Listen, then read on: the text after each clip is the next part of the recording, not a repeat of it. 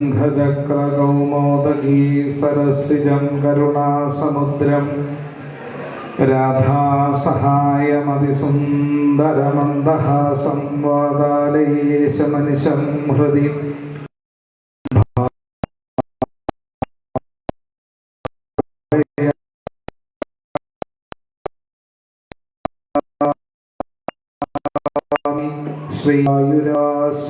ശ്രീയുരപ്പ ശരണം ശ്രീ ഗുരുവായൂരപ്പ മോണി ദേവി സവേണി സുഭ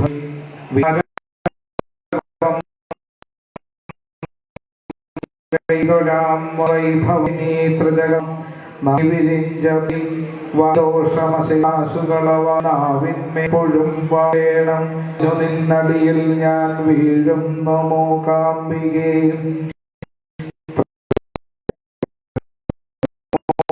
ശക്തം ശ്രീമന്ത്രമാം ശ്രീപ്രമധീയാം ശ്രീ മൂകാംബികാം സദാം ശ്രീ മൂകാംബികാം സദാം ശ്രീ മൂകാംബികാം സദാ.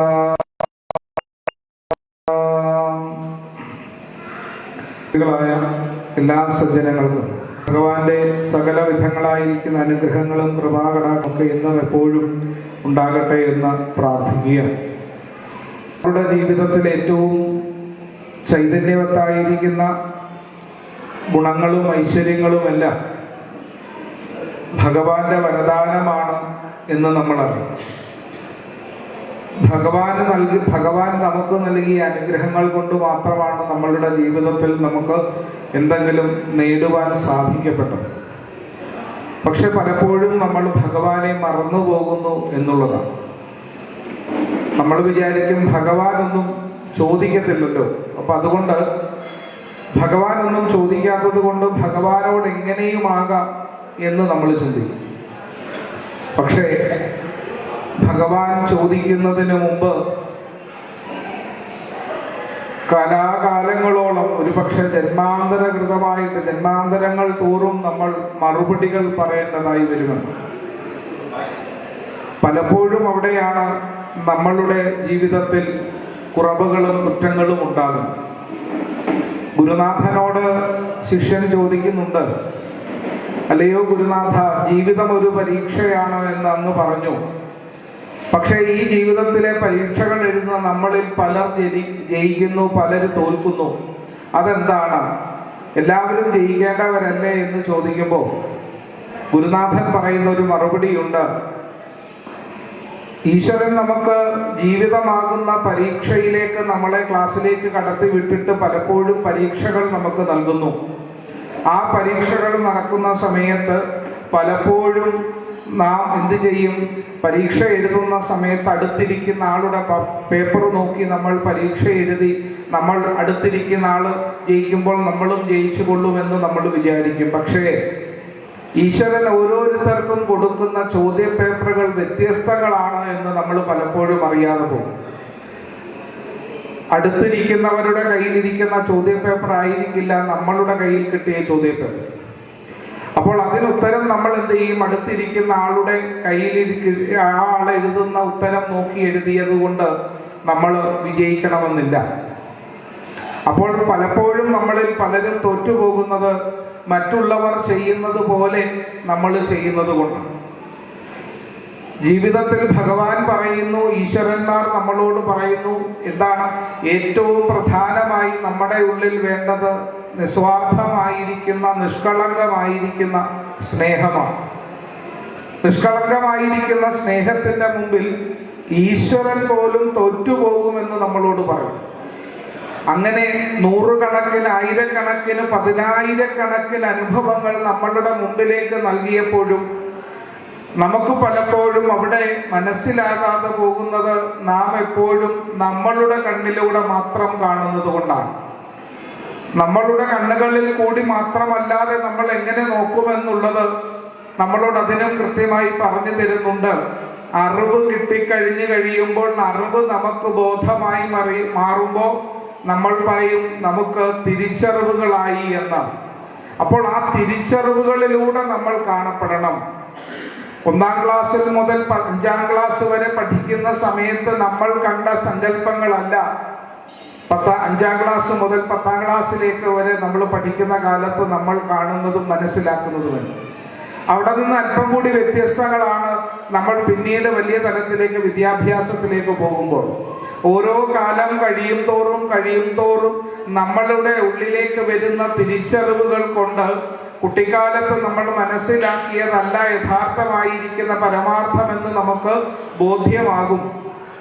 അപ്പോൾ അതുകൊണ്ട് എന്ത് വേണം? എപ്പോഴും നിസ്വാർത്ഥമായിരിക്കുന്ന സ്നേഹത്തോടുകൂടി നമ്മൾ ഈശ്വരനെ ഭജിക്കപ്പെട്ടാൽ അവിടെ ഈശ്വരൻ നമുക്ക് അനുഗ്രഹം നൽകുമെന്നുള്ള കാര്യത്തിൽ യാതൊരു സംശയവുമില്ല. അങ്ങനെ ഒരു വലിയ ദിവസമായിരുന്നു നമുക്ക് ഇന്ന്. കാരണം ഭഗവാൻ എന്ന് പറയുന്നത് ഏറ്റവും അനിർവചനീയമായിരിക്കുന്ന ഒരു ആനന്ദത്തെ നൽകുന്ന, സൗഹൃദത്തിന്റെ ഏറ്റവും ഉന്നതമായ തലങ്ങളിലേക്ക് കൊണ്ടുപോയി എത്തിക്കപ്പെട്ട ഒരു ജീവിത കഥയുടെ ഭാഗമായിരുന്നു നമ്മൾ ഇന്ന് ഉച്ചയ്ക്ക് ഇവിടെ ആചരിച്ചിരുന്നത്. ഗർഗഭാഗവതത്തിൽ കുറെ കൂടി വിപുലമായ രീതിയിൽ പറയപ്പെടുകയാണ് സുദാമ ചരിതം എന്ന ഭാഗം. ഭാഗവതത്തിൽ, വ്യാസഭാഗവതത്തിൽ സുമംഗല എന്ന് പറയുന്നു ആ സുദാമാവിന്റെ ഭാര്യയുടെ പേര്. പക്ഷേ ഗർഗഭാഗവതത്തിൽ പറയുന്നത് സത്യ എന്ന. എന്തുകൊണ്ടാണ് പല സ്ഥലങ്ങളിൽ പല പേരുകൾ എന്ന് ചോദിക്കപ്പെടുമ്പോൾ ബഹുലാശ രാജാവ് ചോദിക്കും, എന്താ അദ്ദേഹത്തിന്റെ ഭാര്യയ്ക്ക് പല സ്ഥലങ്ങളിൽ പല പേരുകൾ എന്ന് ചോദിക്കുമ്പോൾ പറയും, അങ്ങനെ പല പേരുകൾ പറയുന്നത് അവരുടെ സ്വഭാവം കൊണ്ടാണ്. സത്യമുള്ളവളായതുകൊണ്ട് അവൾ സത്യയാണെന്നും, ദീർഘസുമംഗലിയായതുകൊണ്ട് അവൾ സുമംഗലയാണെന്നും, നല്ല ശീലമുള്ളത് കൊണ്ട് അവൾ സുശീലയാണെന്നും പറയും. ഒരു വാക്കിലല്ല, ഒരു പേരിലല്ല അതിന്റെ കാര്യം, ആ സ്വഭാവ സവിശേഷതകൾ കൊണ്ടാണ്. തൻ്റെ ഭാര്യയായിരിക്കുന്ന സത്യയെ അല്ലെങ്കിൽ സുമംഗല അല്ലെങ്കിൽ സുശീല വന്ന് സുദാമാവിനോട് പറയുന്നത്, അല്ലയോ എൻ്റെ പ്രാണന്റെ നാഥനായിരിക്കുന്ന ദേവ, അങ്ങ് പലപ്പോഴായി എന്നോട് പറയുകയും എന്നെ ഓർമ്മിപ്പിക്കുകയും ചെയ്യുന്ന ഒരു കാര്യമുണ്ട്. എന്താണ് സുമംഗല എന്ന് ചോദിക്കുമ്പോൾ, അല്ലെ സത്യ എന്ന് ചോദിക്കുമ്പോൾ പറയുന്നു, അങ്ങ് സ്വർണ്ണ നിർമ്മിതമായിരിക്കുന്ന ദ്വാരകയുടെ അധിപനായിരിക്കുന്ന കൃഷ്ണൻ എൻ്റെ ഏറ്റവും പ്രിയപ്പെട്ടവനായിരിക്കുന്ന സുഹൃത്താണ് എന്ന് അങ്ങ് പലപ്പോഴും പറയും. അങ്ങേക്കറിയുമോ, ഈ കഴിഞ്ഞ കുറേ ദിവസങ്ങളായിട്ട് ഈ വീട്ടിൽ പട്ടിണിയാണ്, ദാരിദ്ര്യമാണ്. നമ്മുടെ കുഞ്ഞുങ്ങൾ പലപ്പോഴും കരയുന്നത് വിഷമിച്ചിട്ടാണ്. എന്ത് വിഷമമാണ്? വിശന്നുള്ള വിഷമമാണ്. വിശപ്പ് കൊണ്ട് അറിയാതെ കുഞ്ഞുങ്ങൾ തേങ്ങി കരയുകയാണ്. ഒരമ്മയെ സംബന്ധിച്ചിടത്തോളം കുഞ്ഞുങ്ങളുടെ കരച്ചിൽ എന്ന് പറയുന്നത് വളരെയധികം മാനസികമായ പ്രയാസം ഉണ്ടാക്കുന്നതാണ്. അതുകൊണ്ട് ഓരോ ദിവസവും എൻ്റെ കുഞ്ഞുങ്ങൾ എൻ്റെ അടുക്കൽ വന്ന് നിന്ന് അമ്മയെ എനിക്ക് വിശക്കുന്നു എന്ന് പറഞ്ഞുകൊണ്ട് എന്നെ കെട്ടിപ്പിടിച്ചുകൊണ്ട് കരയുമ്പോൾ അറിയാതെയാണെങ്കിലും എൻ്റെ മനസ്സിൽ ഉണ്ടാകുന്ന പ്രയാസവും വിഷമവും വളരെ വലുതാണ്. പല ഭാര്യമാരെല്ലാം ഭർത്താക്കന്മാരോട് പറയുന്നത്, എനിക്ക് നല്ല വസന കുസുമാഭരണങ്ങൾ എനിക്ക് നൽകണം. എനിക്ക് എന്താ, ഭാര്യ ഭർത്താവിനോട് പറയും, എനിക്ക് നല്ല സ്വർണം വേണം, എനിക്ക് നല്ല വസ്ത്രങ്ങൾ വേണം, അത് വേണം, ഇത് വേണമെന്നൊക്കെ പലതും ആവശ്യപ്പെടുന്നുണ്ടാകാം. പക്ഷേ ഞാൻ ഒരിക്കലും അങ്ങയോട് അങ്ങനെയുള്ള ഒരു കാര്യങ്ങളും ഞാൻ ആവശ്യപ്പെടുകയില്ല. തൊടുകൈകളോടുകൂടി സത്യ സുദാമാവിനോട് പറയുന്നു, അല്ലയോ എൻ്റെ പ്രാണന്റെ നാഥനായിരിക്കുന്ന ഈശ്വര, ഞാൻ അങ്ങയോട് ആവശ്യപ്പെടുന്ന ഒരു കാര്യം മാത്രമേ ഉള്ളൂ. ഒരു ദിവസം ഒരു നേരമെങ്കിലും നമ്മുടെ കുഞ്ഞുങ്ങൾക്ക് വയറു നിറച്ചു ഭക്ഷണം കൊടുക്കാൻ നമുക്ക് സാധിക്കണം. അതിനുള്ള വക എന്തെങ്കിലും നമ്മുടെ വീട്ടിൽ ഉണ്ടായാൽ മതി. അങ്ങ് ആയിരക്കണക്കിന് ആൾക്കാർക്ക് അറിവും ബോധവും പറഞ്ഞു കൊടുക്കുന്ന ആളല്ലേ. നമ്മുടെ കുഞ്ഞുങ്ങളുടെ പ്രയാസവും വിഷമവും അങ്ങൊന്ന് മനസ്സിലാക്കി ഈ ഉള്ളവളുടെ ഈ ആഗ്രഹം ഒന്ന് നിറവേറ്റി നൽകണം. തന്റെ ഭാര്യ നിറകണ്ണുകളോടുകൂടി തന്നോട് പറയുന്നത് കേട്ട് സുദാമാവ് അവളുടെ നെറുകയിലൊന്ന് തലോടിക്കൊണ്ട് പറയുന്നു, നീ പറഞ്ഞല്ലോ കൃഷ്ണൻ എൻ്റെ സുഹൃത്താണെന്ന്, അക്കാര്യത്തിൽ യാതൊരു സംശയവുമില്ല. പക്ഷെ നമ്മളുടെ ജീവിതത്തിൽ ഉണ്ടാകുന്ന ഏറ്റവും വലിയ നമുക്ക് ഈശ്വരൻ തന്ന അനുഗ്രഹങ്ങളിൽ ഒന്നാവണം ദാരിദ്ര്യം എന്ന് പറയുന്നത്. ഈ ദാരിദ്ര്യത്തിൽ നിന്നും നമുക്ക് മാറുവാൻ ഒരു സമയവും ഈശ്വരൻ നിശ്ചയിക്കപ്പെട്ടിട്ടുണ്ട്. അങ്ങനെ ഒരു സമയം നമ്മളിൽ എപ്പോഴാണോ ആകുന്നത് അപ്പോൾ മാത്രം നമുക്ക് മാറാം. ഈശ്വരൻ ഇതുവരെ നമ്മളെ കൊണ്ടുപോയില്ലേ, ഇനിയും നമ്മളെ ഈശ്വരൻ തന്നെ നോക്കിക്കൊള്ളും. കാരണം ഈശ്വരനിൽ അചഞ്ചലമായിരിക്കുന്ന ഭക്തിയോടുകൂടി പ്രാർത്ഥിക്കപ്പെട്ടാൽ ഈശ്വരൻ നമ്മളെ നോക്കുമെന്നുള്ള കാര്യത്തിൽ യാതൊരു സംശയവും വേണ്ട. ഭർത്താവിൻ്റെ ആശ്വാസ വാക്കുകളൊന്നും മക്കളുടെ പട്ടിണി മാറുന്നതിന് വേണ്ടിയിട്ടുള്ളതല്ല എന്ന് മനസ്സിലാക്കിയ സത്യ വീണ്ടും അദ്ദേഹത്തോട് പറയുന്നു, അങ്ങ് പറയാറുണ്ട് ഒരിക്കലെങ്കിലും കൃഷ്ണനെ വർഷങ്ങൾക്ക് ശേഷമാണ് എങ്കിലും ഒരിക്കലെങ്കിലും ഒന്ന് കാണണമെന്ന് അങ്ങേക്ക് അതിയായ ആഗ്രഹമുണ്ട് എങ്കിൽ അങ്ങൊന്നൊരിക്കൽ കൂടി ഒരിക്കൽ അങ്ങ് ദ്വാരകയിൽ ചെന്ന് അദ്ദേഹത്തെ കാണണം. അങ്ങ് പറയാറുണ്ടല്ലോ, ദ്വാരകയിൽ ചെന്ന് ഭഗവാന്റെ അനുഗ്രഹം മേടിച്ച എത്രയോ പേരുടെ കഥകൾ അങ്ങ് എന്നോട് പറയാറുണ്ട്. അത് പറയുമ്പോൾ അങ്ങേക്കുള്ള സന്തോഷവും ഞാൻ കാണാറുണ്ട്, കേൾക്കാറുണ്ട്, അറിയാറുണ്ട്. നമ്മളുടെ കുടുംബത്തിനും വേണ്ടേ അങ്ങനെ ഒരു സന്തോഷം? നമ്മുടെ കുഞ്ഞുങ്ങൾ മറ്റുള്ള കുഞ്ഞുങ്ങളെ പോലെ നല്ല ആഹാരം കഴിച്ച് സന്തോഷത്തോടു കൂടി കിടന്നുറങ്ങണ്ടേ? എത്ര കാലമായി നമ്മുടെ കുഞ്ഞുങ്ങൾ വയറു നിറച്ച് ഭക്ഷണം കഴിച്ചിട്ടൊന്ന് കിടന്നുറങ്ങിയിട്ട്?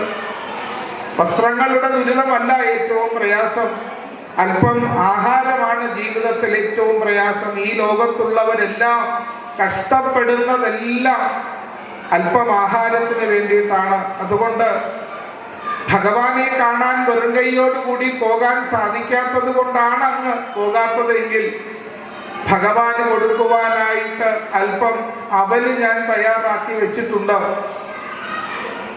ഈ ഗ്രാമത്തിലുള്ള പല വീടുകളിൽ ഞാൻ പോയി ചോദിച്ചിട്ടുണ്ട്, അല്പം ഒരു പിടി നെല്ല് തരാമോ എന്ന്. ഇപ്പൊ ചോദിക്കും അവരെന്തിനാണ്? അപ്പോൾ പറയും, ദ്വാരകയിൽ പോയി സുദാമാവിന് കൃഷ്ണനെ പ്രിയ സുഹൃത്തായിരിക്കുന്ന കൃഷ്ണനെ കാണാനാണ്. കൃഷ്ണനെ കാണുന്ന സമയത്ത് അല്പം അവല് കൊടുക്കാനാണ്. ഭഗവാൻ ഏറ്റവും പ്രിയപ്പെട്ടതാണ് അവൽ, അതുകൊണ്ട് അല്പം അവല് കൊടുക്കാനാണ് എന്ന് പറഞ്ഞപ്പോൾ 4 വീടുകളിൽ നിന്നും 4 പിടി നെല്ല് കിട്ടിയപ്പോൾ ആ 4 പിടി നെല്ല് ഇടിച്ച് അവലാക്കി ഒരു കിഴിയാക്കി ഞാൻ സൂക്ഷിച്ചു വെച്ചിട്ടുണ്ട്. അങ്ങ് ദ്വാരകയിൽ ചെന്ന് ഭഗവാനെ കണ്ടിട്ട്, അങ്ങയുടെ പ്രിയ സതീർത്ഥ്യനെ കണ്ടിട്ട് ഈ അവൽ കൊടുത്ത് അങ്ങയുടെ വിഷമങ്ങളും ബുദ്ധിമുട്ടുകളും അങ്ങ് പറയണം. ഭഗവാൻ നമ്മളെ അനുഗ്രഹിക്കാതിരിക്കില്ല. കാരണം അങ്ങയുടെ നിഷ്കളങ്കമായിരിക്കുന്ന സ്നേഹത്തിന്റെ മുമ്പിൽ ഏറ്റവും കൂടുതൽ പ്രാധാന്യത്തോടുകൂടി അങ്ങ് കാണുന്ന ആള് കൃഷ്ണനല്ലേ? അങ്ങയെ മനസ്സിലാക്കാതിരിക്കാൻ അദ്ദേഹത്തിന് അങ്ങയുടെ പ്രിയ സതീർത്ഥനായിരിക്കുന്ന കൃഷ്ണന് സാധിക്കുകയില്ല എന്ന് പറഞ്ഞത് കഴിഞ്ഞപ്പോൾ തൻ്റെ ഭാര്യയുടെ നിർബന്ധത്തിന്റെ മുമ്പിൽ വഴങ്ങാതിരിക്കാൻ ആ സുദാമാവിന് കഴിയാതെ അവൾ നൽകിയ ഒരു കിഴി അവലുമായി മുഖ്യമായ ഒരു പുസ്തകവും എടുത്ത് ഓലക്കുടയും ഒരു ദണ്ഡുമായി അവിടെ നിന്നും ദ്വാരക ലക്ഷ്യമാക്കി നടന്നു. അങ്ങനെ ലക്ഷ്യമാക്കി നടക്കുന്ന ദ്വാരക അങ്ങ് ദൂരെയാണെന്ന് അറിയാവുന്നത് കൊണ്ട് വളരെയധികം പ്രയാസപ്പെട്ടിട്ടാണെങ്കിലും എത്രയും നേരത്തെ അങ്ങ് ദ്വാരകയിലേക്ക് എത്തി. എന്തായിരുന്നാലും ഭഗവാനെ കാണാൻ ഇറങ്ങി. അപ്പോൾ എത്രയും നേരത്തെ ഭഗവാനെ പോയി കാണാമോ അത്രയും നേരത്തെ കാണുവാൻ കൊതിച്ച മനസ്സിനെ ആശ്വസിപ്പിച്ചുകൊണ്ട് സുദാമാവ് നടന്ന് പോകുന്ന വഴിയിൽ എല്ലാവരും അദ്ദേഹത്തെ കളിയാക്കി കുചേല കുചേല എന്ന. മുഷിഞ്ഞ വസ്ത്രം ധരിച്ചത് കൊണ്ട് കുചേലനായതുകൊണ്ട് സുദാമാവ് എല്ലാവരോടും പറഞ്ഞു, ഞാൻ കുചേലനല്ല, സുദാമാവാണ്. ദാരിദ്ര്യമാണ് എൻ്റെ ലക്ഷണം തന്നെ. അതുകൊണ്ടാണല്ലോ കീറിയ വസ്ത്രം ധരിച്ചുകൊണ്ട് എനിക്ക് നടക്കേണ്ടി വരുന്നത്. അങ്ങനെ നടന്നു പോകുന്ന വഴിയിൽ അങ്ങ് ദൂരെ ദ്വാരക കണ്ടപ്പോൾ അദ്ദേഹത്തിന് അതിയായ മനസ്സിൽ സന്തോഷം തോന്നി. എന്താ, തന്റെ കണ്ണുകൾക്ക് കാണുവാൻ പറ്റിയ ദൂരത്തിതാ ദ്വാരക, സ്വർണ്ണ നിർമ്മിതമായിരിക്കുന്ന ദ്വാരക, തന്റെ പ്രിയ സതീർത്ഥനായിരിക്കുന്ന ഭഗവാൻ കൃഷ്ണന്റെ ദ്വാരക. ഓ, അവിടേക്ക് ചെല്ലുവാൻ എത്ര വലിയ സന്തോഷം! പ്രിയപ്പെട്ടവനായിരിക്കുന്ന കൃഷ്ണൻ ആ ദ്വാരകയുടെ അധിപനാണെന്ന് ഇന്നത് പോലും എത്ര അഭിമാനമാണ് എന്ന് ചിന്തിച്ചു ആ സുധാമാവ്. അങ്ങ് സ്വർണ്ണ നിർമ്മിതമായിരിക്കുന്ന ആ ദ്വാരകയിൽ കുറെ ദിവസങ്ങളായി ഭഗവാൻ കൃഷ്ണനുണ്ടായിരുന്ന വിഷമങ്ങള് അദ്ദേഹത്തിന്റെ ധർമ്മപത്നിയായിരിക്കുന്ന രുക്മിണീ ദേവി മനസ്സിലാക്കുന്നുണ്ട്. അപ്പോൾ ചോദിച്ചു, അങ്ങയോട് എനിക്കൊരു കാര്യം ചോദിക്കട്ടെ?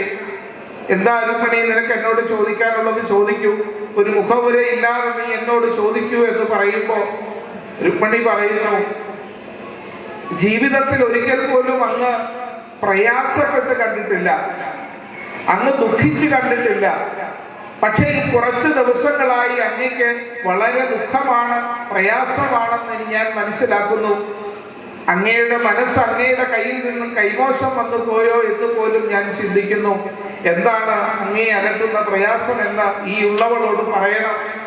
അങ്ങയുടെ മുഖത്തുണ്ടാകുന്ന പ്രയാസം, ഈ ഉള്ളവൾക്കുണ്ടാകുന്ന വേദന അതീവ വേദന തന്നെയാണ്. അതുകൊണ്ട് അങ്ങ് പറയൂ, എന്താണ് അങ്ങയുടെ മനസ്സിലുള്ള വേദന എന്ന് പറയുമ്പോൾ കൃഷ്ണൻ രുക്മിണി ദേവിയെ ആശ്വസിപ്പിച്ചുകൊണ്ട് പറഞ്ഞു, അല്ലയോ രുക്മിണി, ഈ ലോകത്തുള്ള മനുഷ്യരെല്ലാവരും പ്രാർത്ഥിക്കുന്നത് നിന്റെ അനുഗ്രഹത്തിന് വേണ്ടിയിട്ടാണ്. എന്നെ പോലും ആൾക്കാർ പ്രാർത്ഥിക്കുന്നത് നിന്റെ അനുഗ്രഹം കിട്ടാൻ വേണ്ടിയിട്ടാണ്. പക്ഷേ ജീവിതത്തിൽ ഒരിക്കൽ പോലും നിന്നെ ഓർക്കുക പോലും ചെയ്യാത്ത, നിന്നെ ഒരിക്കൽ പോലും ആഗ്രഹിക്കുക പോലും ചെയ്യാത്തവരുമുണ്ട് ഈ ലോകത്ത് എന്ന് നീ അറിഞ്ഞുകൊള്ളണം. അങ്ങനെ ഒരു വലിയ സംഭവം ഇന്ന് ഈ ദ്വാരകയിൽ നടക്കാൻ പോകുന്നു.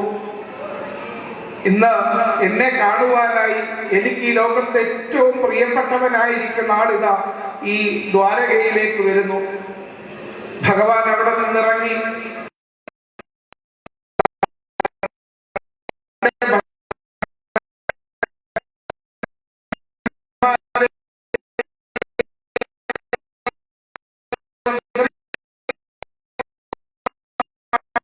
എല്ലാം വിളിച്ചിട്ട് പറഞ്ഞു, ഇന്ന് ഈ നിമിഷം മുതൽ ഈ ദ്വാരക അലങ്കരിക്കപ്പെടണം.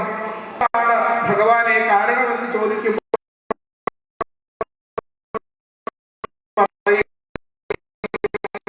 ഈ ലോകത്ത് ഞാൻ ഏറ്റവും കൂടുതൽ സ്നേഹിക്കുന്ന, ഏറ്റവും പ്രിയപ്പെട്ടവനായിരിക്കുന്ന ഒരാൾ ഈ ദ്വാരകയിലേക്ക് എന്നെ വിളിക്കുന്നു. അതുകൊണ്ട് ഈ ദ്വാരക ഭംഗിയായിട്ട് അദ്ദേഹത്തെ സ്വീകരിക്കാൻ രാജാവിന്റെ കൽപ്പനയ്ക്ക് തുല്യമായിരിക്കുന്ന, ചക്രവർത്തിയുടെ കൽപ്പനയ്ക്ക് തുല്യമായ വാക്കുകൾ കേട്ട് എല്ലാവരും ഭഗവാൻ ഏറ്റവും പ്രിയ പറയുന്നത് രുക്മിണിയാണെന്നാണ് എല്ലാവരും വിചാരിക്കുന്നത്. പക്ഷേ ഭഗവാൻ രുക്മിണിയേക്കാൾ പ്രിയപ്പെട്ടവരായിട്ട് ആളുണ്ടോ? ഉണ്ടെങ്കിൽ ആ ആൾ എത്രമാത്രം വലിയ ആളായിരിക്കും. അങ്ങനെ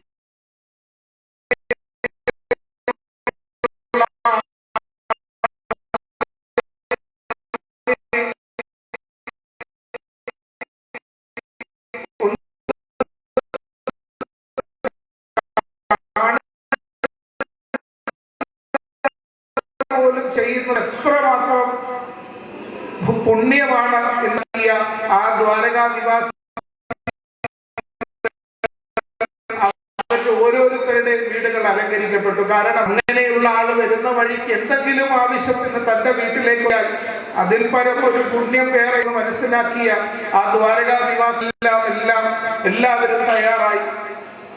സ്വന്തമായിരിക്കുന്ന ദ്വാരക വീകരിക്കപ്പെട്ടപ്പോൾ കുറെ കൂടി ഭംഗിയായി മാറി. ആ ദ്വാരകയുടെ കവാടം കടന്ന് സുദാമാവ് അകത്തേക്ക് ചെല്ലും. എല്ലാ വീടുകളും ഇങ്ങനെ അലങ്കരിക്കുന്നു. എല്ലാ വീടുകളുടെയും മുമ്പിൽ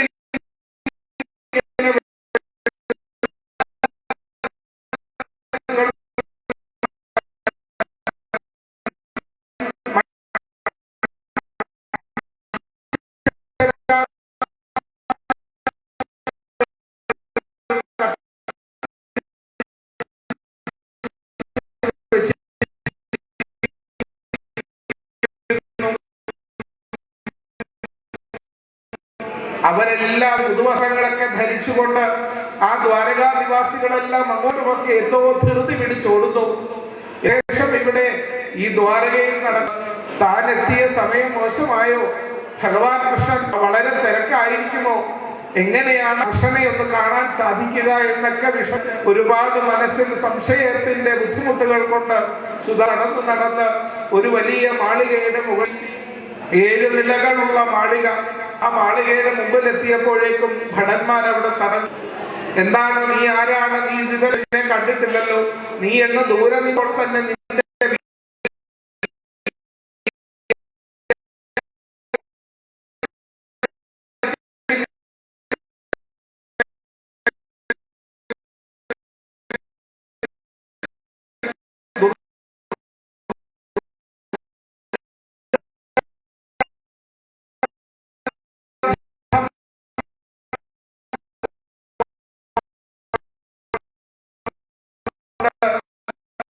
ഞങ്ങൾക്ക് പോലും ഇവിടെ നിൽക്കാൻ സാധിക്കുന്നില്ല. അതുകൊണ്ട് നീ ഇവിടെ നിന്ന് എത്രയും വേഗം ഇവിടെ നിന്ന് പോകൂ. ഇന്ന് ഈ ദ്വാരകയുടെ ഏറ്റവും വിശേഷ ദിവസമാണ്. ഇപ്പൊ ചോദിച്ചു എന്താണ് ദ്വാരകയിലെ വിശേഷം എന്ന് ചോദിച്ചപ്പോൾ പറഞ്ഞു, ഈ ദ്വാരകയുടെ ശക്തിയും ചൈതന്യവും എല്ലാം ഞങ്ങൾക്ക് ഭഗവാൻ കൃഷ്ണനാണ്. പക്ഷെ ആ കൃഷ്ണന് ഏറ്റവും പെട്ടവരായിട്ടുള്ള ആളുകൾ ഇന്ന് ഈ ദ്വാരകയിൽ എത്തുന്നു എന്ന് ഞങ്ങളോട് പറഞ്ഞിരിക്കുന്നു. ഭഗവാൻ ഏറ്റവും രുക്മിണിയാണെന്ന് വിചാരിച്ചിരുന്നു. പക്ഷേ അതിനേക്കാൾ പ്രിയപ്പെട്ടതായിട്ട് എന്തോ ഒന്നുണ്ടെന്ന് മനസ്സിലാക്കി കാണാനായി ദ്വാരക അണിഞ്ഞൊരുകയാണ്. അതുകൊണ്ട് അതിവേഗം ഇവിടെ നിന്ന് പോകൂ. ഈ ആൾക്കാർ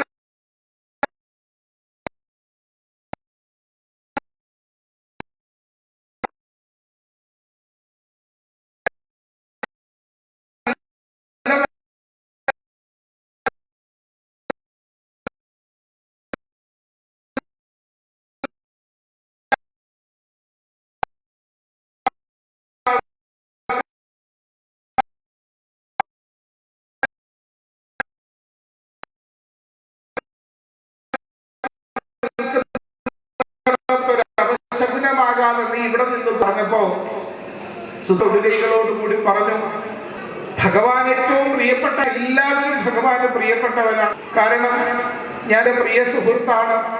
സന്ദേശയുടെ ആശ്രമത്തിൽ ഞങ്ങൾ പഠിച്ചതാണ്. എൻ്റെ പ്രിയ കൂട്ടുകാരനാണ്, എൻ്റെ സതീർത്ഥ്യനാണ്, എൻ്റെ സഖിയാണ് അദ്ദേഹം. ഇതെല്ലാം കേട്ട് നിന്നപ്പോൾ അവിടെ നിന്നവർക്കുമെല്ലാം ഇതൊരു കൗതുകമായി തോന്നി. ഇത്രയും വൃത്തിഹീനമായ രീതിക്കുന്ന കുചേല വസ്ത്രം അല്പം മാത്രം മുസ്ലിം ധരിച്ചു കൊണ്ട് നിൽക്കുന്ന ഈ ദാരിദ്ര്യത്തിൽ നിൽക്കുള്ള ഇയാള് ഭഗവാൻ സതീർത്ഥ്യനോ പറയാൻ പോലും പ്രയാസമാണ്. അതുകൊണ്ട് നീയോ ചിലമ്പുകളാണ് നിന്ന് വരുന്നത്, അതുപോലും ഞങ്ങൾക്ക് താല്പര്യവുമില്ല. അതുകൊണ്ട് നീ ഇവിടെ നിന്ന് പോകൂ എന്ന് പറഞ്ഞ് ഞാൻ അങ്ങ് ദൂരെയാണ്. എനിക്കൊരുവെങ്കിലും എൻ്റെ കൃഷ്ണനെ ദൂരം ഒന്ന് കാണാൻ ണമെന്ന് ഭടന്മാരോട് കൂടി പറഞ്ഞു. അതൊന്നും ആ ഭടന്മാർ തന്നെ അവർ പറഞ്ഞു, നീ ഇവിടെ പാടില്ല, അവിടെ നിന്നും ദൂരേക്ക് പറഞ്ഞ് രണ്ട് സുധാമാവിനെ അവിടെ മാറ്റി. അല്പസമയം അവിടെ നിന്ന് 7 നിലകളിലേക്ക് നോക്കിയിട്ട് എന്റെ ഭാര്യ തനിക്ക് നൽകിയ ഈ എങ്ങനെയാണ് എന്നതുപോലും ഇവിടെ ഞാൻ നൽകി അവർക്ക് എങ്ങനെ അവർ കൊടുക്കും, കൃഷ്ണക്കാരെ തിരികെ ഞാൻ എങ്ങനെ എന്റെ ഭാര്യയോട് പറയും കൃഷ്ണന്റെ കൊടുത്തു എന്ന്. അതൊരു വലിയ അധർമ്മമായി വിഷമിച്ചിരുന്നു. എങ്കിലും കാണാതെ നിന്നെങ്കിലും എനിക്കൊന്ന് കണ്ടത് പറഞ്ഞു വീണ്ടും ആ അടുക്കൽ ചെന്ന് കൂടി പറഞ്ഞു, നിങ്ങൾക്കറിയും ഇവരുടെ ആശ്രമത്തിൽ പഠിക്കാനായി ചെല്ലിട്ട് ആ മഹർഷാഥൻ എന്നോട് ചോദിച്ചു, നിനക്ക് എന്താണ് ആ ചോദിച്ചപ്പോ ഞാൻ പറഞ്ഞത്, എനിക്ക് എന്റെ കൃഷ്ണനെ ഒന്ന് സുഹൃത്തായി കിട്ടുമോ എന്നാണ് ചോദിച്ചത്. അപ്പോൾ അതിനെന്താ കൊണ്ട് സന്ദീപ് കൃഷ്ണ എന്ന് വിളിച്ചപ്പോ ദൂരെ നിന്നും മഞ്ഞപ്പട്ടയെ ചാർത്തിയ ഭഗവാൻ സ്വരങ്ങളൊക്കെ അണിഞ്ഞ ചാർത്തിയ ഭഗവാൻ ഓടി വന്നു. എന്താ ഗുരുനാഥ വിളിച്ചത്? അപ്പോൾ പറഞ്ഞു, എനിക്ക് നിന്നോടൊരു കാര്യം പറയാനുണ്ട്. ദൈവമാണ് സുധാമാവ്. ആഗ്രഹം നിന്റെ പ്രിയ കൂട്ടുകാരനാകണം. സുധാമാവിനെ കൃഷ്ണൻ കൂടി നോക്കി അവൻ സന്തോഷത്തോടുകൂടി ഭക്തി ആ സന്ദീപനി മഹർഷി രണ്ടുപേരുടെയും കൈക്ക് പിടിച്ചിട്ട് പറഞ്ഞു, ഈ ലോകമുള്ള കാലത്തോളം നിങ്ങൃതം നിലനിൽക്കട്ടെ എന്ന് പറഞ്ഞു. അത് പറഞ്ഞു കഴിഞ്ഞപ്പോഴേ നിങ്ങൾക്കറിയുമോ കൃഷ്ണൻ എന്താ ചെയ്തതെന്ന്? മുഷിഞ്ഞ വസ്ത്രം ധരിച്ച് കെട്ടിപ്പിടിച്ചു എന്റെ കൃഷ്ണൻ. എന്നിട്ട് എന്നെയും ആ മുറിയിലേക്ക് ഭക്ഷണമെല്ലാം ഞങ്ങൾ ഒരുമിച്ച് നിന്ന് കഴിക്കും. വായിൽ കിടന്നു കൃഷ്ണനെ കെട്ടിപ്പിടിച്ച് ഞങ്ങൾ കിടന്നുറങ്ങിയ രാവുകൾ പകലുകൾ. എനിക്ക് ഏറ്റവും സുധാനെയാണെന്ന് പറഞ്ഞ് എത്രയോ ദിവസം അങ്ങനെ ഒരുപാട് ഞങ്ങൾ പഠിച്ചവരാണ്. അത്രമാത്രം അടുപ്പമാണ്. അതുകൊണ്ട് നിങ്ങൾ അകത്ത് ചെന്ന് അദ്ദേഹത്തോടൊന്ന് പറയൂ, സുധാമാവ് വന്നിരിക്കുന്നു എന്നൊന്ന് പറയൂ എന്ന് പറഞ്ഞപ്പോൾ പറഞ്ഞു, നിന്റെ വാക്കുപോലും ഞങ്ങൾ അവിടെ ഉച്ചരിക്കത്തില്ല. കാരണം ഈ തിരക്കിനിടയിൽ ഭഗവാന്റെ ശ്രദ്ധ പോലും മാറാൻ ഞങ്ങൾ ആഗ്രഹിക്കുന്നില്ല. ഇന്ന് അദ്ദേഹം അത്രമാത്രം സന്തോഷത്തിലാണ്. അതുകൊണ്ട് നീ ഇവിടെ നിന്ന് പോകൂ എന്ന് പറഞ്ഞുകൊണ്ട് ആ ഭടന്മാർ വീണ്ടും സുധാമാവിനെ അവിടെ നിന്ന് മാറ്റി. ഈ നിൽക്കുന്ന ഭടന്മാർക്ക് താൻ പറയുന്നതാകാത്തത് കൊണ്ടാണോ എങ്കിലും ഭഗവാനെ കൃഷ്ണനെ തന്റെ പ്രിയ കൂട്ടുകാരനെ എനിക്കാരുടെയെങ്കിലും അനുവാദം വേണോ, എന്റെ കൃഷ്ണന്റെ അടുക്കലേക്ക് ചെല്ലാൻ എനിക്ക് ആരുടെയെങ്കിലും വേണോ എന്ന് മനസ്സിൽ ചിന്തിച്ച സുധാമാവ് അകത്തേക്ക് കയറാനായി തുടങ്ങിയപ്പോൾ ആ ബലിഷ്ഠങ്ങളായ കരങ്ങൾ കൊണ്ട് ആ ഭടന്മാർ സുധാമാവിനെ ദൂരേക്ക് തള്ളി മാറ്റി. പൊടിയണിന്ന തറയിൽ വീണ ആ സുധാമാവ് 7 നില മാളികയുടെ മുകളിലേക്ക് നോക്കിയിട്ട് കൊണ്ട് എന്റെ കൃഷ്ണനെ വിളിച്ചപ്പോ 7 മാളികയുടെ മുകളിൽ നിന്ന് ഭഗവാൻ തന്റെ അടുക്കളിൽ നിന്ന് ചതുരകൊണ്ടിരുന്ന രുക്മിണി ദേവിയിൽ നിന്നും ആ ചതുരംഗം പല നൂറ്റ് മാറ്റിക്കൊണ്ട് അതിലെയുള്ള മാളികയുടെ താഴേക്ക് ഇറങ്ങി ഓടി വന്നു. കിടക്കുന്ന തറയിൽ കിടക്കുന്ന സുധാമാവിനെ ഭഗവാൻ ഓടി ആ പൊടിയടിഞ്ഞ് കിടക്കുന്ന തന്ന ശരീരമാസകലിരിക്കുന്ന സുധാമാവിനെ നെഞ്ചോട് ചേർത്ത് വിളിച്ചു. ലയോ സുധാമാവേ, എത്ര ദിവസമായി കാത്തിരിക്കുന്നു എന്നറിയാമോ? വീട്ടിൽ നിന്നിറങ്ങിയപ്പോ കൃഷ്ണ, ഞാൻ നിന്നെ കാണാൻ പറഞ്ഞ ആ സമയം മുതലുണ്ട് ഞാൻ നിന്നോടൊപ്പമായിരുന്നു. പാദങ്ങളിൽ ഒരു മുള്ളു വേദനിക്കുന്നത് എന്റെ ഹൃദയമാണ്. രാമാവേ, ഇത്രയും നിന്നെയാണ് ഞാൻ എത്രയോ നാളുകളായി നിന്നെ ഞാൻ കണ്ടിട്ട് സുധാമാവിന്റെ നെറുകയിൽ കൊടുക്കുന്നത് കണ്ടപ്പോ ആ ദ്വാരകാ നിവാസികളെല്ലാവരോടുകൂടി ഭഗവാനെ നോക്കി. ഭഗവാൻ കൃഷ്ണൻ ഇത്ര പ്രിയപ്പെട്ടവരായിട്ടുള്ളവർ ദാരിദ്ര്യങ്ങളും പ്രയാസങ്ങളും ഭഗവാനെ സംബന്ധിച്ചിടത്തോളം മറിച്ച് ായിരിക്കുന്ന ഭക്തിയും നിഷ്കളങ്കമായ സ്നേഹത്തിന്റെ മുമ്പിൽ ഭഗവാൻ ആ സുധാമാവിനെ തന്റെ നെഞ്ചോടങ്ങ് ചേർത്ത് അദ്ദേഹം കൊലക്കുടയെടുത്ത് ഭഗവാൻ ചൂടി. ഇത് കണ്ടുന്ന ദ്വാരകാനിവാസികളെല്ലാം ഭഗവാനെ അങ്ങ് ഇത്ര കാരുണ്യവാരധിയാണല്ലോ എന്ന് തൊഴുകൈകളോട് അവർ പറഞ്ഞു. സുധാമാവിനെ വിളിച്ചുകൊണ്ട് അദ്ദേഹത്തിന്റെ അന്തഃപുരത്തിലേക്ക് പോയി. വലിയ സപ്രപഞ്ച കട്ടിൽ അദ്ദേഹത്തെ സുധാമാവിന്റെ ദേഹത്തുമൊക്കെ പറ്റികളെല്ലാം ഭഗവാന്റെ വസ്ത്രം കൊണ്ട് ഇങ്ങനെ തൂത്തുക. എന്നിട്ട് അദ്ദേഹത്തിന്റെ പാദം ഒരു വലിയത്തിലേക്ക് വെച്ച് പാദങ്ങൾ നന്നായി നല്ല പൂക്കൾ കൊണ്ട് അദ്ദേഹം പൂജിച്ചു. എന്നിട്ട് ഭഗവാൻ വെച്ചിരുന്ന നല്ല ഒരു മാല സുധാമാവിന്റെ കഴുത്തിലേക്ക് അങ്ങോട്ട് ഇട്ടു. എന്നിട്ട് അദ്ദേഹത്തെ കൂടുതൽ പുഷ്പങ്ങൾ കൊണ്ട് ധാര തന്നെ ചെയ്തു ഭഗവാൻ. എന്നിട്ട് അവിടെ നിന്ന രുക്മിണി ദേവി മാത്രം ഭക്തി ഇത്രമാത്രം ഭഗവാനെ അങ്ങയുടെ മനസ്സ് ഭക്തനോടുള്ളത് എന്ന് മനസ്സിലയോടുകൂടി ആ രുക്മിണി ഭഗവാൻ സുധാമാവിന്റെ അടുക്കൽ ചെന്നിരുന്നു. സുധാമാവിന്റെ കരം പിടിച്ച് നെഞ്ചോട് ചേർത്ത് പിടിച്ചിട്ട് പറഞ്ഞു, എത്ര നാളായി സുധാമയെ ഞാൻ കാണാൻ ആഗ്രഹിക്കുന്നു. നിനക്ക് ഒരു പ്രാവശ്യമെങ്കിലും എന്നെ കാണാൻ സുധാമാവേ. തല കുനിച്ചിരുന്നു. സുധാമാവിന്റെ മുഖം ഒന്ന് ഉയർത്തിച്ചു. പറയൂ നിന്റെ വിഷയം. എത്രയോ കാര്യങ്ങൾ നമുക്കുണ്ട്. അവിടെ നിന്നിരുന്ന രുക്മിണി ദേവിയുടെ കൈ വെഞ്ചാമരം എടുത്തു കൊടുത്തിട്ട് പറഞ്ഞു. ആ രുക്മിണി ദേവി വീശിക്കൊണ്ടിരുന്നു. എന്നിട്ടോ ആ യാത്രയുടെ ആ സുധാമാവിന് ആയിരിച്ചിട്ട് എന്ത് ചെയ്യാൻ ചോദിച്ചു. പറയൂ നിന്റെ വിഷയം പറയൂ. നിനക്കോ നമ്മള് ഈ മഹർഷിയുടെ ആശ്രമത്തിൽ പഠിച്ച കാലം നമ്മൾ ഒരുമിച്ച് എത്ര നല്ലകൾ നിനക്ക് ഓർമ്മയുണ്ടോ? ഞാനെന്തും സുധാമാവേ, ഒരിൽ നിന്ന് നമ്മൾ ഭക്ഷണം കഴിച്ചത് ഓർമ്മയുണ്ട്. നമ്മൾ ഒരു പായ കെട്ടിപ്പിടിച്ച് കിടന്ന് ഉറങ്ങിയത് നിനക്ക് ഓർമ്മയുണ്ട്. ഇതെല്ലാം അവരെല്ലാം കേൾക്കുകയാണ്. ഭഗവാൻ ഈ പറഞ്ഞതെല്ലാം സത്യമാണല്ലോ. സുധാമാവ് ഇതൊന്നും മറുപടി പറയാതിരിക്കുമ്പോ ഭഗവാൻ തന്നെ പറയുകയാണ്. ഓർമ്മയുണ്ടോ ഒരിക്കൽ ഗുരുനാഥൻ നമ്മളോട് പറഞ്ഞത്, വിറക് കൊണ്ടുവരാൻ നമ്മൾ വിറകൊടിക്കാൻ ആ കാട്ടിലേക്ക് പോയപ്പോ നല്ല ഇടിയും മിന്നലും പേമാരിയും ഒക്കെ ഉണ്ടായപ്പോ നമ്മൾ ഭയന്ന് അവിടെ ഒരു മരത്തിന്റെ പൊത്തിൽ ചെന്ന് ഒളിച്ചിരുന്നു. ഭയന്നിരുന്നപ്പോ നമ്മളെ തിരക്കി ഗുരുനാഥൻ വന്നു. നമ്മളിരിക്കുന്നത് കണ്ട് നമ്മളെ വിളിച്ച് അതിൽ നിന്നൊക്കെ വെളിയിലേക്ക് ഇറക്കിയിട്ട് നമ്മളെ അനുഗ്രഹിച്ചിട്ട് ആ ഗുരുനാഥൻ നമ്മളെ രണ്ടുപേരെ അദ്ദേഹത്തിന്റെ ഹൃദയത്തോട് ചേർത്ത് പിടിച്ചിട്ട് പറഞ്ഞില്ലേ, നമ്മുടെ തലയിൽ തൊട്ട് അനുഗ്രഹിച്ചില്ലേ, നിങ്ങൾക്ക് സമസ്ത ഐശ്വര്യങ്ങളും ഇന്നും എപ്പോഴും ഉണ്ടാകുമെന്ന് അനുഗ്രഹിച്ചത് ഓർമ്മയില്ലേ നിനക്ക്? അതിനപ്പുറത്തൊരു വലിയ സൗഭാഗ്യമുണ്ടോ സുധാമാവേ നമ്മുടെ ജീവിതത്തിൽ? ആ ഗുരുനാഥന്റെ അടുക്കൽ നമുക്ക് ഒരുമിച്ച് പഠിക്കാൻ കഴിഞ്ഞത് തന്നെ എത്ര ഭാഗ്യം. അതുകൊണ്ടല്ലേ സുധാമാവേ നിന്നെ പോലെ ഒരു നല്ല സുഹൃത്തിനെ എനിക്ക് കിട്ടിയത്. നിനക്ക് അത്രമാത്രം എന്നെ ഇഷ്ടമായിരുന്നു എന്ന് എനിക്കറിയാം. എന്റെ ജീവിതത്തിൽ ഞാൻ ഏറ്റവും കൂടുതൽ ഇഷ്ടപ്പെടുന്നതും സുധാമാവേ നിന്റെ നിഷ്കളങ്കമായിരിക്കുന്ന സ്നേഹമാണ് എന്ന് പറഞ്ഞിട്ട് ചോദിച്ചു. പറയൂ നിന്റെ വിശേഷങ്ങൾ. നീ വിവാഹിതനാണോ?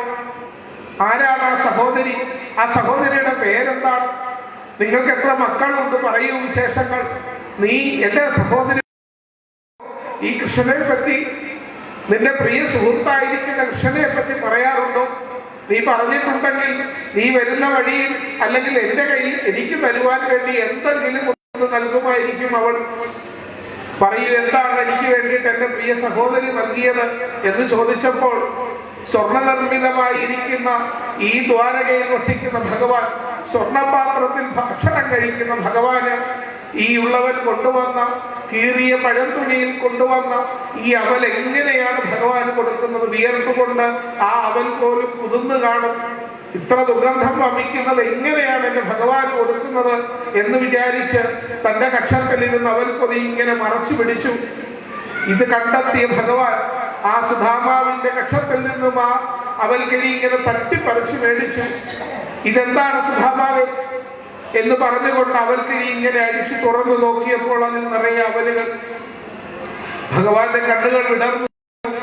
ഓ, എത്ര എനിക്ക് ഏറ്റവും പ്രിയപ്പെട്ടതായിരിക്കുന്ന അവലാണല്ലോ നീ കൊണ്ടുവന്നത്, എന്നിട്ടാണോ പറയാത്തതെന്ന് പറഞ്ഞുകൊണ്ട് അതിൽ നിന്നും ഒരു പിടി വാരി ഭഗവാൻ ആർത്തിയോടെ കഴിച്ചു. അത് ആർത്തിയോടെ ഭഗവാൻ കഴിക്കുന്നത് കണ്ടപ്പോഴേക്കും എല്ലാവരും ഭഗവാനെ തൊഴുതു. കാരണം ഭക്തൻ കൊണ്ടുവന്നത് യാതൊരു വിധമായ തടസ്സങ്ങളുമില്ലാതെ ഭഗവാൻ അത് നേരിട്ട് സ്വീകരിച്ച് കഴിക്കുന്നു. അത് ഭഗവാൻ അതങ്ങോട്ട് കഴിച്ചു കഴിഞ്ഞു. അത് ഒരു പിടി കൂടി എടുത്തപ്പോഴേക്കും കയ്യിലിരുന്ന വെഞ്ചാമരം ദൂരേക്ക് മാറ്റി വെച്ചിട്ട് രുക്മിണി ദേവി ഓടി വന്ന് ഭഗവാന്റെ കൈ പിടിച്ചു. എന്നിട്ട് ഭഗവാന്റെ ചെവിയിൽ രഹസ്യമായി പറഞ്ഞു, ഭഗവാനെ, അങ്ങ് ഇനിയും ഒരു പിടി കൂടി കഴിച്ചാൽ ഈ സുധാമാവിന്റെ ധർമ്മഭക്തിയുടെ ദാസിയായി ഉള്ളവൾ മാറേണ്ടി വരും. കാരണം അങ്ങ് ഒരു പിടി കഴിച്ചപ്പോൾ തന്നെ ആ സുധാമാവിന്റെ നാട് മുഴുവൻ ഐശ്വര്യത്തിന്റെ ഉത്തുംഗ പർവ്വതത്തിലേക്കായി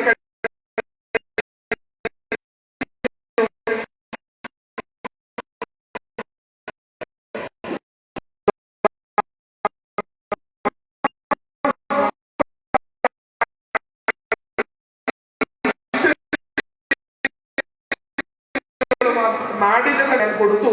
ഇനി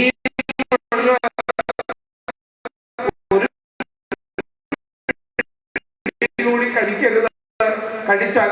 കാരണം അങ്ങ് ഭക്തന്റെ മുമ്പിൽ ചെല്ലുമ്പോൾ, തന്റെ പ്രാർത്ഥനയുടെ ചെല്ലുമ്പോ അങ്ങ് എല്ലാവരെയും ഭക്തൻ എന്ത് പറയുന്നോ, എന്ത് വിളിക്കുന്നുവോ ആയി മാറാൻ അങ്ങേക്ക് സാളാണ്. അതുകൊണ്ട് ഉള്ളവളെ അങ്ങ് മറക്കരുത്. തൊഴുകൈകളോടും തന്റെ കൈ പിടിച്ചുകൊണ്ട് ആ രുക്മിണി ദേവി പ്രിയ സതീർത്ഥനായി രാമാവിന് സമയങ്ങളും നീ നൽകിയെങ്കിൽ ഞാനില്ല എന്ന് പറഞ്ഞ് ആ കിഴിയിലേക്ക് രുക്മിണി ദേവിക്ക് കണ്ടവർ ഭഗവാന്റെ അടുക്കൽ ചെന്ന് കഴിക്കുന്നത് കണ്ടപ്പോ ഈ അവര് വേണമെന്ന് രുക്മിണി ദേവി വിചാരിച്ചു. എല്ലാം രുക്മിണി ദേവി അത് നേടി. വീണ്ടും ഭഗവാൻ ആ സുധാമാവിന്റെ ചെന്നിരുന്ന് കഥകളൊക്കെ പറഞ്ഞു. 3 ദിവസങ്ങൾ അവിടെ പരസ്പരം മുന്നോട്ടും കളിതമാശകളായിരുന്നു. എല്ലാവരും നോക്കിയാൽ ഇന്ന് എത്ര സന്തോഷം, അദ്ദേഹത്തിന്റെ മുഖത്ത് സന്തോഷം തന്നെ എത്രയോ. കാരണം ഇരിക്കുന്ന ഒരു സതീർത്ഥനടുത്തുള്ളപ്പോ ഭഗവാൻ എല്ലാവരെയും മറന്നു പോകുന്നു. കാരണം നിഷ്കളങ്കമായിരിക്കുന്ന ഭക്തിയാണല്ലോ അദ്ദേഹത്തിന്റെ ഏറ്റവും വലിയ ധനം. ആ സുധാമാവിന്റെ ഏറ്റവും വലിയ ധനം അദ്ദേഹം ധരിച്ചിരിക്കുന്ന വസ്ത്രം കൊണ്ടോ അദ്ദേഹത്തിന്റെ രൂപം കൊണ്ടോ ഒന്നുമല്ല. പക്ഷേ അദ്ദേഹത്തിന്റെ അതിന്റെ ഉള്ളിലിരിക്കുന്ന ആ ശരീരത്തിന്റെ ഉള്ളിലിരിക്കുന്ന മനസ്സിലിരിക്കുന്ന നിഷ്കളങ്കമായിരിക്കുന്ന സുന്ദരമായിരിക്കുന്ന ആ ഭക്തിയാകുന്ന സ്നേഹത്തിന്റെ വലിപ്പം ഈ ഭൂമിയിൽ എല്ലാമുള്ള നമുക്കുണ്ടോ? ഭക്തൻ ഭക്തിയോടുകൂടി പച്ചവെള്ളം കൊടുത്താൽ അത് അമൃതിന് തുല്യമായി കഴിക്കുന്ന ഭഗവാൻ. ഭക്തി ഇല്ലാത്തവർ അമൃത് കൊടുത്താലും അതിന് പച്ചവെള്ളത്തിന് വില പോലും കൽപ്പിക്കാത്ത ഭഗവാൻ അതെല്ലാം നൽകി. ഭഗവാൻ സുധാമാവ് ഭഗവാനോട് യാത്ര പറഞ്ഞ് അവിടെ നിന്നിറങ്ങി. അവിടെ നിന്നും ഭഗവാന്റെ അടുക്കൽ നിന്നും സുധാമാവ് ഇറങ്ങുമ്പോ താൻ എന്തിനാണ് ഇവിടേക്ക് വന്നതെന്ന് അറിയാതെ സുധാമാവ് വിഷമിച്ചു. കാരണം എന്താ? തിരിച്ച് തന്റെ ഭാര്യയുടെ അടുക്കൽ ചെല്ലുമ്പോൾ കൃഷ്ണനെ കണ്ടോ എന്ന് ചോദിക്കുമ്പോൾ ഞാൻ കണ്ടിട്ട് പോന്നു എന്നുള്ളതല്ലാതെ എനിക്കൊന്നും പറയാൻ കഴിഞ്ഞില്ല. എങ്ങനെ ഞാൻ ഭഗവാനോട് പറയും, എന്റെ കൃഷ്ണനോട് പറയും?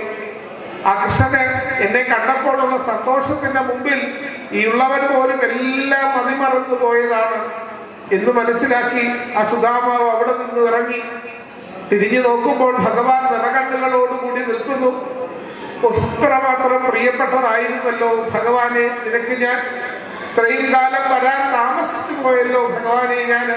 ആ വിഷമത്തോടുകൂടി സുധാമാവ് തിരികെ തന്റെ വീട്ടിലേക്ക് ചെല്ലുമ്പോ സർവവിധങ്ങളായിരിക്കുന്ന ഐശ്വര്യങ്ങളോട് കൂടിയ ആ വീടുകൾ, എന്താണ് ആ വീടുകളിൽ ഇത്രമാത്രം മാറ്റങ്ങൾ എന്ന് ചോദിച്ചപ്പോ തന്റെ ഭാര്യയായിരിക്കുന്ന സത്യ ഓടി വന്നിട്ട് പറഞ്ഞു, അങ്ങ് പോയി കഴിഞ്ഞ് കുറച്ച് ദിവസങ്ങൾ കഴിഞ്ഞപ്പോൾ ഇവിടേക്കൊരു ഒരാൾ വന്നു, പേര് വിശ്വകർമാവെന്നാണെന്ന് പറഞ്ഞു.